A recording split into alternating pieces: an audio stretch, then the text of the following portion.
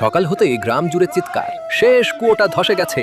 আর ঠিক সামনে দাঁড়িয়ে আছে বড় সবুজ তোতা, চোখে চিন্তা। তোতা বুঝলো জল আছে, কিন্তু গভীর মাটির নিচে আটকে। যেখানে সবাই হাল ছেড়ে দিল, ও ছাড়লো না। ও আকাশে উড়ে পুরো গ্রাম খুঁজলো।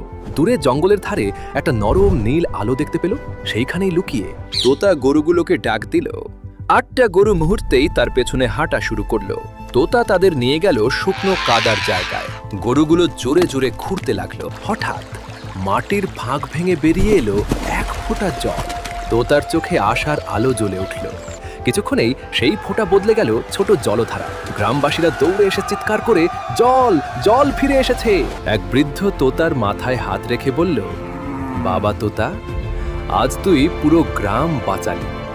বন্ধুরা, তোতার প্রচেষ্টায় গ্রামে ফিরে আসলো জল। তোমাদের একটা লাইক, কমেন্ট, সাবস্ক্রাইব আমাদেরকে আরো সুন্দর সুন্দর নতুন গল্প তৈরির অনুপ্রেরণা